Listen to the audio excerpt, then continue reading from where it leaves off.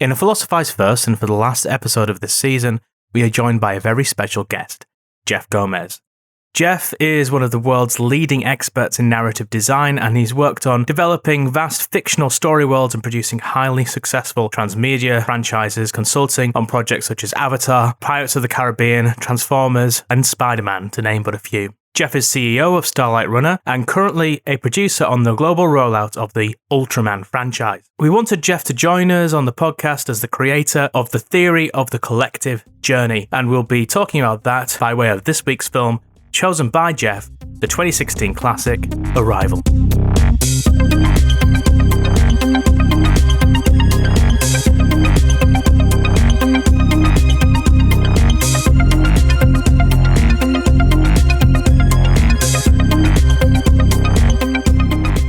So, philoscifiz, we are back. How are you doing, Matt? I'm good. How are you, Dave? I'm absolutely super. And it's not just the two of us today, is it? No. Hey there, I'm Jeff Gomez. Hello, Jeff. Oh, so good for you to come on the podcast. Thank you so much. Thank you. It's a manifestation of will because I'm a fan and I basically demanded to be put on your podcast. Now, that manifestation of will, I'm sure we'll be coming back to that at some point during today. Absolutely.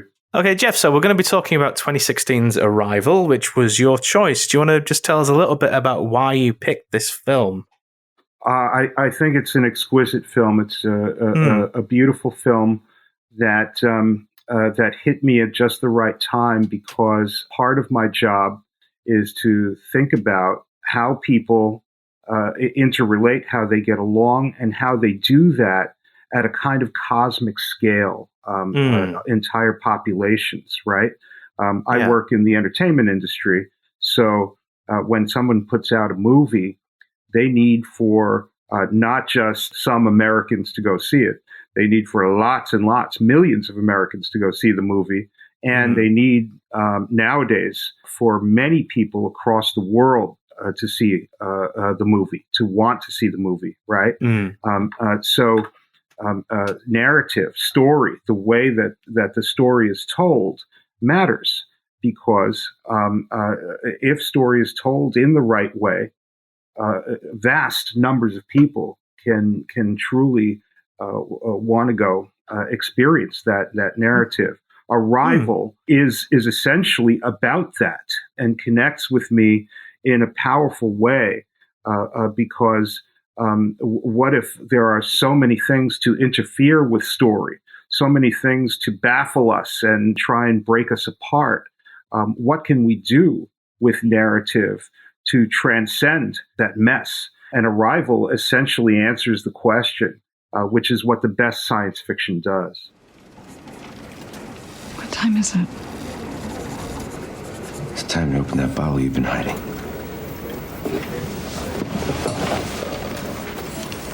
You cracked something, didn't you? Yeah, come here. Take a look at this section. It seems to be talking about time. Their symbol for time is everywhere. So what is this? A formula for faster than light travel? Who can tell? There are too many gaps. Nothing's complete.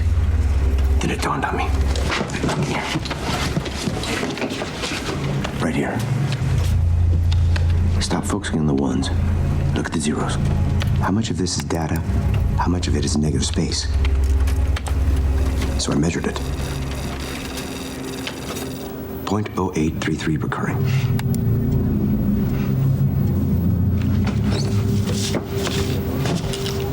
Perhaps you'd like that as a fraction.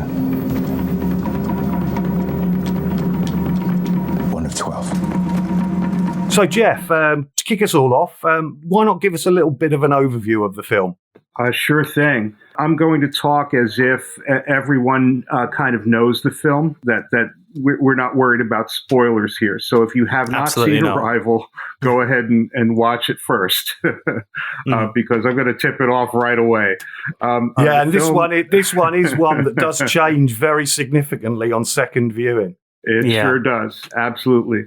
The film essentially starts with a flash forward. We see the life of Louise and her young daughter. She's raising this beautiful, loving relationship that ultimately ends tragically because the little girl dies. The viewer perceives that this is the past and that Louise, played by Amy Adams, is a professor at college and lives a kind of quiet, subdued life, at least until her students abandon her because everyone is realizing that there has been a planetary invasion. Well, I just got to say, that scene in the room, that's what our normal lectures are like anyway. I wouldn't have noticed. That is true, having taught a few myself. So we learned that in the past, Louise has assisted the United States government with translations and international communications, but that her work was kind of corrupted and used to deal harm, to wage war. And so she has withdrawn from that kind of activity. But the army arrives again in the form of Forrest Whitaker's colonel, who needs Amy's character, Louise, to kind of figure out what these aliens want. They are entirely and completely alien, and she, who understands language in this incredibly rich and complex way, may be the only person in the world who could help the government understand what the aliens want.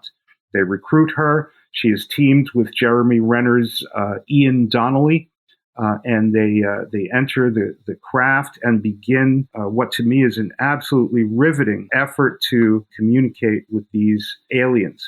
In the process, the very act of learning their language begins to alter Louise's brain, and she slowly starts to realize that her memories are in fact flash forwards. She is remembering things that are happening in the future. And the aliens are trying to help her, even as the whole world panics and escalates their suspicions and anxieties about this planetary invasion. She is being taught how to perceive time in a different way in order to gather together the pieces of the puzzle that could help us understand these beings and resolve this crisis without the world being destroyed. Mm-hmm. Yeah, that's it. Yeah. I could listen to you talk about that film forever.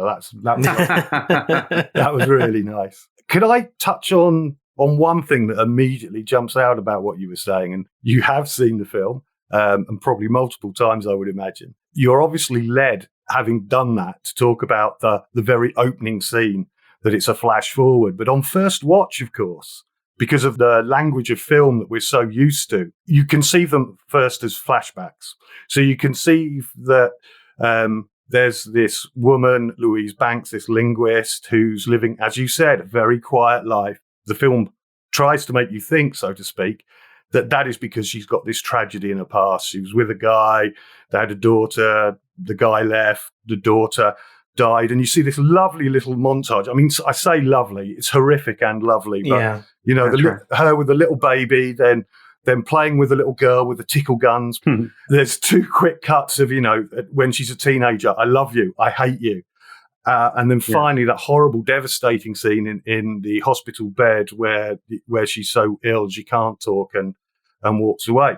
So you're led through that first time you watch the film to see it in a certain way. And then, of course, the big reveal is, as you so rightly said, she's taught to conceive time in a very different way. And there's that kind of intro that she speaks. You know, I used to think this was the beginning of our story. All the clues are there, like in the best films, from the very beginning. Yes. Memory is a strange thing. It doesn't work like I thought it did. We're so bound by time, by its order. But now I'm not so sure if I believe in beginnings and endings. And I suppose, for me, the emotional heft of this film, and I think this was the thing that really jumped out at me when I first watched it, was the fact that when it's revealed to her this is a flash forward, and that she hasn't really understood where these images were coming from all along. So when she's kind of like caught up in those moments of seeing these things, which we take to be sorrow, it's actually for her confusion. What are these images? What am I thinking about? And she suddenly begins to realize, along with everything else, that this is her future. And this is the crucial point. And yet she still goes on to have that relationship with the guy and still goes on to have that baby and still wants to live that life and have that little girl. Oh, I'm choking up now. Even though she knows how it's going to end. And for me, this really reminded me of the Nietzschean concept of amor fati, loving your fate. And I just want to read a little section. He writes this: my formula for human greatness is amor fati, i.e. the love of fate, that you do not want anything to be different, not forwards, not backwards, not for all eternity, not just to tolerate necessity, still less to conceal it, but to love it. And that's a really, really difficult thing to think about until you see this film. Yeah, until you see this film and you see, you know, despite the tragedy that's going to happen, that you would want that life to come into existence and live those, I mean, what is she, 18 years with that young girl and see her develop, even though you know it's going to end in tragedy. Nietzsche puts this amor fati in a number of ways, but in one way he puts it in Gay Science, where he first introduces the term. He puts it as a demon. What if someday or night a demon were to steal into your loneliest loneliness and say to you, this life that you now live and have lived, you will have to live again and again forever. And he asks, what would you do? Would you fall on the ground and start gnashing your teeth? Or how well disposed would you have to become to yourself and to life to long for nothing more fervently than this ultimate eternal confirmation? Now you know the future. You know the tragedies you're going to live through. Would you curl up on the floor and die, or would you embrace them and live through them again? I was just thinking what you guys thought of that reading of that aspect of the film. It's funny, you look at the film and there's so much that is flawless about it from a narrative perspective. One might almost think, you know, Villeneuve, the director, he's cheating a little at the beginning, because how could Louise have these memories of the future now here at the beginning of the movie? She has not encountered the aliens yet. So what's happening? Well, there are a couple of I think, reasons why we are allowed to see the life of the young girl here at the beginning of the movie. First of all, it's accompanying a voiceover that is clearly from the future. So Louise is speaking to us from essentially after the story's over in a certain respect, and therefore her words are being illustrated by this flash forward, which perhaps is her past at that point. And second of all, Villeneuve needs to show us how exquisite this life really was, why it's worth living. Yeah. Of course she's going to have that child. She couldn't bear to not have that story play out. What could be more beautiful? Even the darkest times are going to, result in this incredible, timeless relationship. And what's interesting is that we even have a sacrificial lamb for Jeremy Renner's character, Ian. It's unacceptable. He can't. He's gnashing his teeth, isn't he? Are you going to leave me like Daddy did? Oh, Hannah, honey, your daddy didn't leave you. You're going to see him this weekend. He doesn't look at me the same way anymore.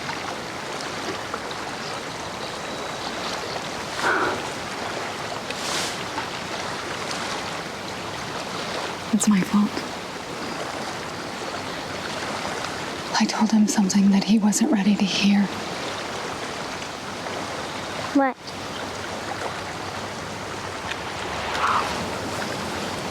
Believe it or not, I know something that's going to happen. I can't explain how I know, I just do. And when I told your daddy, he got really mad. And he said I made the wrong choice. What? What's going to happen? It has to do with a really rare disease. And it's unstoppable. Kind of like you are. Your swimming. And your poetry and all the other amazing things that you share with the world. I am unstoppable. So I think the thing that interested me the most is the challenge to the idea of maths as some sort of universal language. It's interesting because you get that flash forward to her book, The Universal Language, but the universal language isn't mathematics. It's this thing that the aliens have that we don't have. Yeah, and indeed, I think at one point, Matt, don't they? Isn't they like they don't understand our algebra? I think it's brilliant. So they do that thing that they do in Star Trek, which is where they start sending basic mathematical problems. Or actually, no, the thing they really compare it to is Contact, isn't it? The film based on the Carl Sagan novel, which is that it is building up from basic mathematical principles. So you start off with mathematical things. That's the fundamental building point of cross communication, whereas we have a linguist. This is a much more linguistic view of it, and Louise takes them through. This is my name. I am walking. I am walking far. I am walking far while wearing shoes. The sort of basic structure and syntax is the way to do it. There isn't a shortcut through mathematical ideas, which to me is much more instinctively true, because by the time we get to the level of mathematics that they're talking about, which is astrophysics and theories of number and Fibonacci sequences and so forth, there's been an awful lot of abstract theory that's gone into that. It's not something natural you've got there. So the idea that we could just start sending, our culture's theories of mathematics at another alien race and them understand it, even though it's quite popular, I like how this film challenges that, because it just wouldn't work that way. We'd be far too different to be able to find common ground on something that abstract. I think that's why they made them septopods. There's nothing that is a septopod. That's a really good point. I hadn't thought about that. Yeah. So the math is incongruous. It is fascinating because these are warm aliens. They seem emotional. They're communicating with signs and symbols, a language. They care. They care about themselves. Obviously, their mission is one of self-preservation, but they also understand how intrinsic humanity is to their self-preservation, and how humanity needs to get its act together. If there's going to be, and I love this about the movie, the notion of the zero-sum game, or non-zero-sum game, the win-win, but more science-y. There's that lovely conversation that Banks and Donnelly have in the helicopter when they're heading off, and Donnelly, who's introduced as a theoretical physicist, i.e. mathematician, he reads out a section of her book about language being the foundation of civilization. It's the glue, hold everything together, and it's the first weapon drawn in a conflict, foreshadowing what's going to happen later on when they get confused over the word weapon, and is it a tool? No, it's actually language, and how it changes the brain. But anyway. Sure. Had this been a true alien invasion, what would have been the first thing the aliens would have done? Shut down the global communications grid. They would have made us incapable of communicating with each other. Instead, we did that to each other in the face of the aliens. Yeah, that's true, yeah. Sorry, I couldn't hear what you were saying. Language is the foundation of civilization. It is the glue that holds the people together. It is the first weapon drawn in a conflict. Louise, this is Ian Donnelly. Louise Banks, Ian Donnelly. It's quite a greeting. Yeah, well, you wrote it. Yeah. It's the kind of thing you write as a preface. Dazzle them with the basics. Yeah, it's great. Even if it's wrong. It's wrong. Well, the cornerstone of civilization isn't language, it's science. Ian is a theoretical physicist from Los Alamos. You'll be reporting to me, but you'll be working with him when you're in the show. That's what they call it, the UFO. Priority 1. What do they want? Where are they from? And beyond that, how did they get here? Are they capable of faster than light travel? Are they, a list of questions that, go over, starting with a series of just a handshake binary sequences. How about we just talk to them before we start throwing math problems at them? So Donnelly thinks this is, it's wrong. The cornerstone isn't language, it's science. And he starts going on about all these questions. And, she keeps having to pull everybody back, doesn't she? Everybody wants to just jump straight in. And she goes, look, we really need to just talk to them first, she says. And then she's always having to explain to people why communication will be fraught and problematic. There's a great image later on when they talk about if we were trying to start communicate through the game of chess, everything would be a game. Weber comes back with that classic, if all you have is a hammer, everything looks like a nail. That was a good mention on contact there, because that is kind of the way in which science tends to see, that maths is primary, that will be the way in which we communicate. And this film flips all of that on its head. What's this term here? Mom.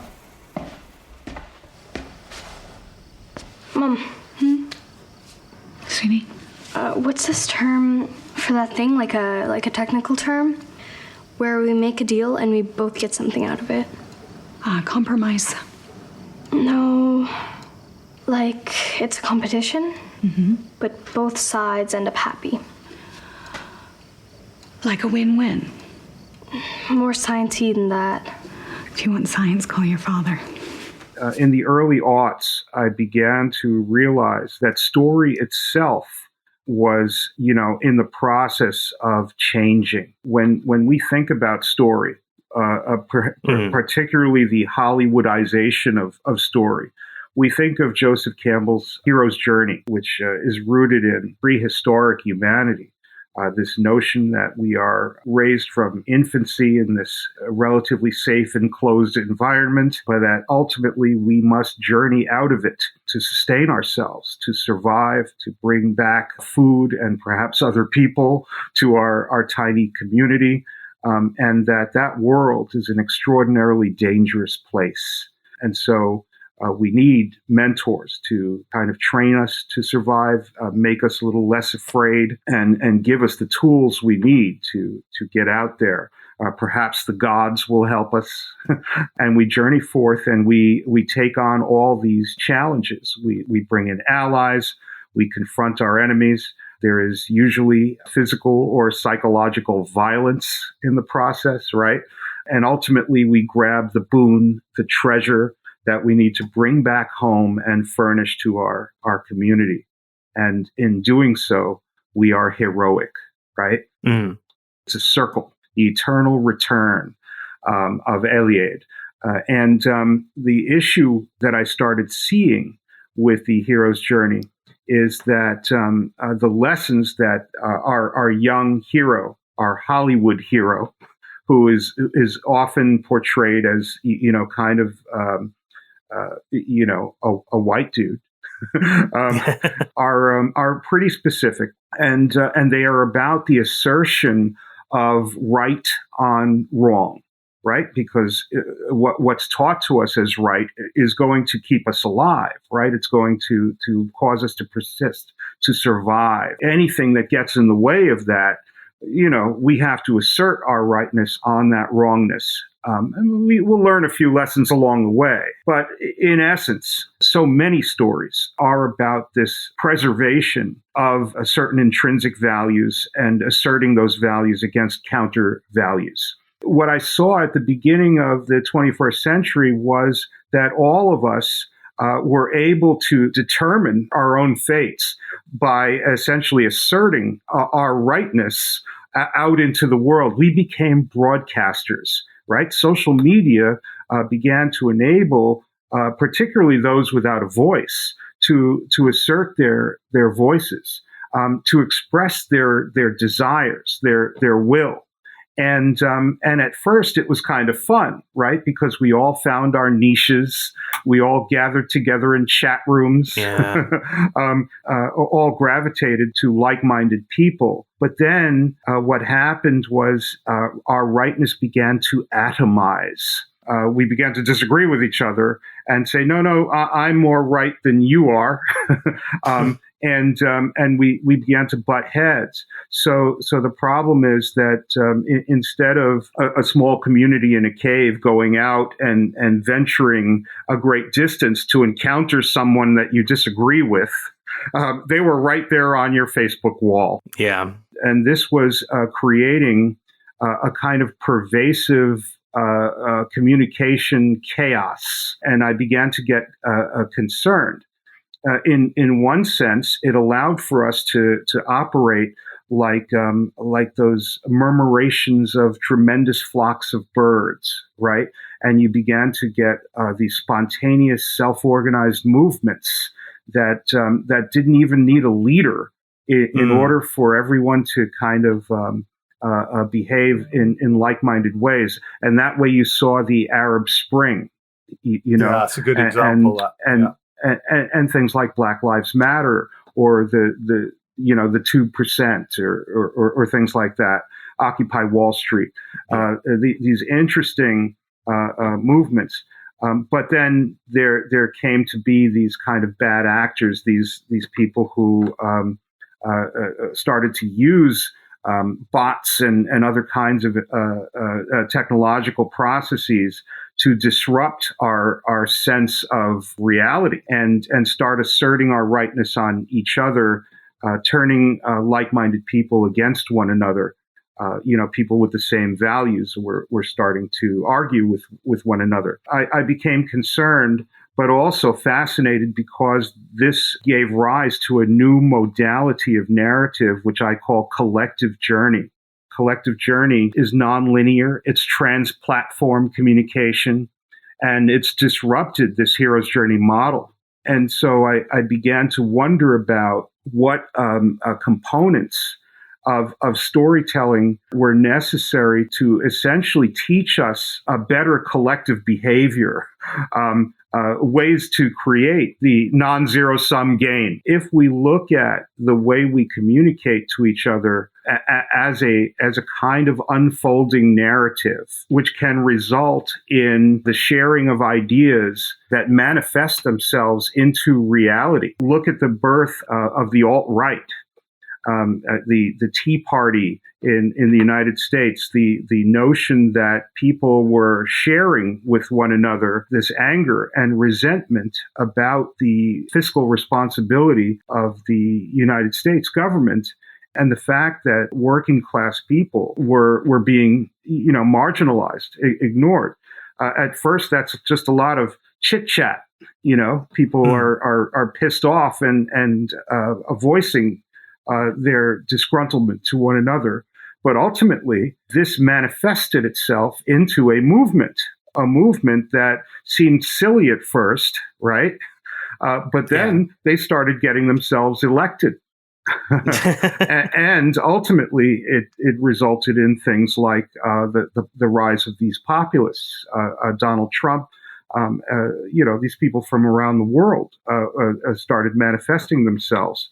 That's a story, guys, that even though it starts with what people perceive to be just bits and bobs on bulletin boards or Facebook pages, ultimately manifest into these sweeping global narratives. So, and you get a kind of mythos building up there, don't you? You mentioned Trump there being, if you like, born out, but doesn't that still kind of have the hero's journey about it? Because, Trump kind of, for these people, emerges as a kind of hero who's going to lead them out of the morass, it's even there, isn't it? Drain the swamp, pass through the swamp. What good journey film doesn't have them going through a swamp of eternal sorrow or the swamp of deadly death or the swamp of whatever? The story that he tells is that of the hero's journey. Only I can save you. But given to his own devices, he never would have made it. He never would have gotten there. It is only the confluence of colossal numbers of people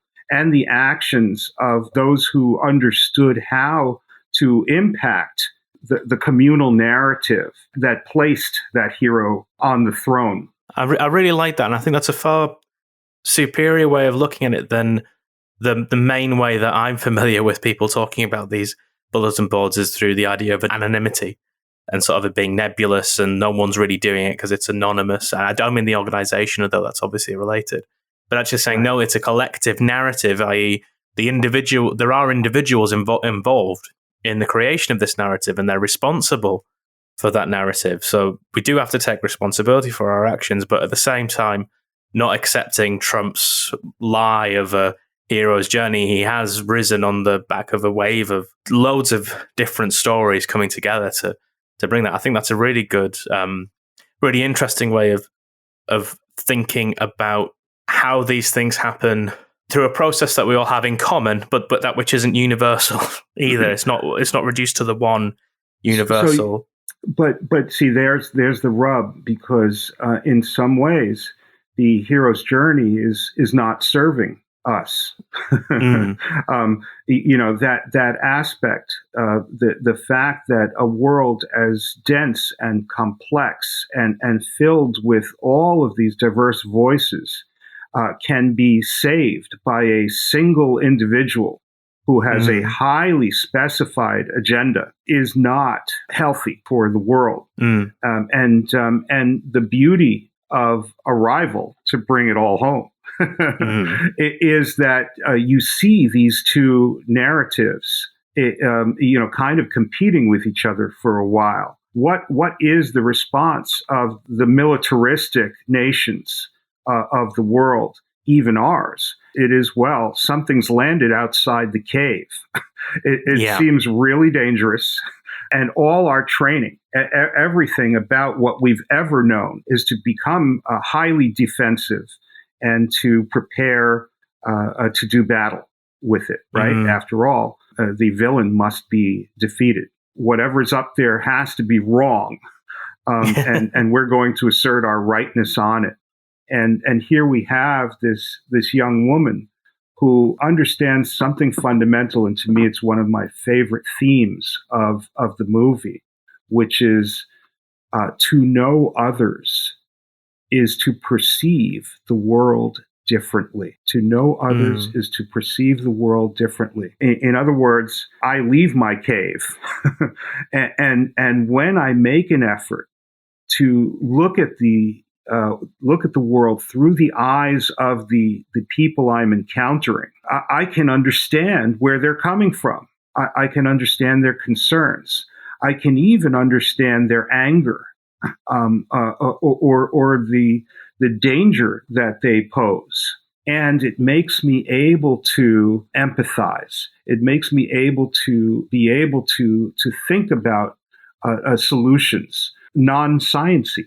The non-zero sum game. During the movie, one of the characters, Halpern, refers to salami tactics, dividing your opposition in order to face a smaller, weaker enemy, right? Look at what's happened to our world, particularly in the wake of Arrival. A post-Arrival, you have these factions that are doing exactly that. Some of them posing as heroes, who are essentially creating divides between us, asserting their right on our wrong when we thought that we were a single people, or aspired to be a single people. They've atomized our rightness. They've atomized our rightness, and we need to understand how to reconcile. And so the lesson of the film, to know others is to perceive the world differently, allows us to make these psychological shifts so that we can affect repairs to the system. And the key to that reconciliation is language. Yeah. But I want to ask you a question.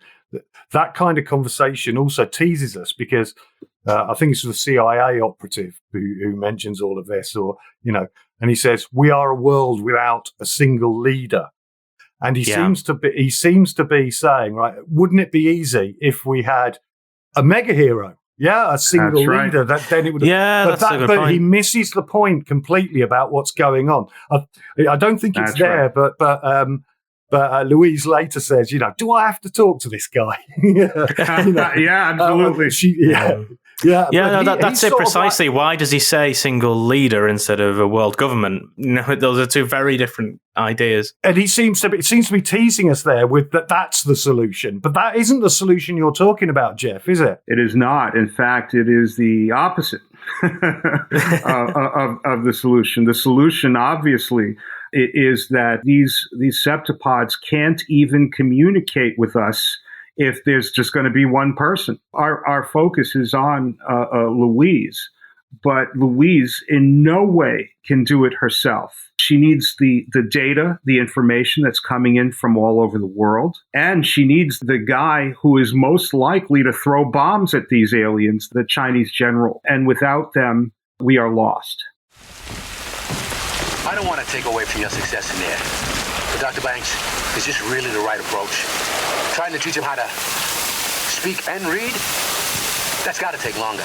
You're wrong. It's faster. Everything you're doing there, I have to explain to a room full of men whose first and last question is how can this be used against us? So you're going to have to give me more than that. Kangaroo.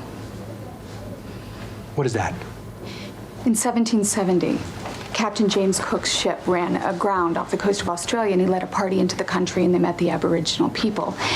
One of the sailors pointed at the animals that hop around and put their babies in their pouch, and he asked what they were, and the Aborigine said, kangaroo. And the point is? It wasn't until later that they learned that kangaroo means I don't understand, so I need this so that we don't misinterpret things in there, otherwise this is going to take 10 times as long. I can sell that for now. But I need you to submit your vocabulary words before the next session. Yeah. And remember what happened to the Aborigines. A more advanced race nearly wiped them out.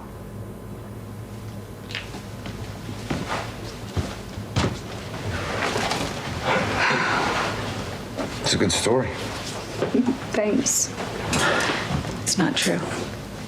But it proves my point. So, Jeff, look, thanks so much for coming on the podcast. But look, before we go, what are you working on at the moment? Well, on the entertainment side, I'm working on a project called Ultraman, which is wonderful because Ultraman is a kind of a Japanese superhero. I so enjoyed him when I was a kid. He fights giant monsters and protects the world from the incursions of aliens and immense creatures, kaiju. And in bringing Ultraman back, he was a character born in the 1960s. In bringing Ultraman back, one of the challenges I've been facing is, well, how do you rethink this kind of formulaic, children's entertainment into something that lends itself to collective journey narrative? What is the universe of Ultraman like? What is it to be an Ultraman? And what do the kaiju symbolize if they are not simply evil? How does the world's ecosystem respond to the existence of giant silver alien dudes and immense beasts? So that's a lot of fun, and it's catching on. We're highly effective at reintroducing Ultraman to the world. On a slightly more serious front, I work with governments because of my expertise on narrative and my understanding of these new kind of nonlinear cascading narratives and self-organized social systems. I get to work with governments around the world to talk to them about what goes into aspirational narratives and getting people to self-organize around common values that are non-zero-sum gains, win-win situations, and activating people around those ideas. in positive ways, in ways that are not rivalrous, but have more to do with making things better for the most human beings. And that's really been deeply satisfying. That's wonderful. So you're looking at politics with cinema and film, and you're bringing those narratives from film and back into politics. What a wonderful kind of symbiosis. Yeah. It's like you are an Ultraman. Yeah.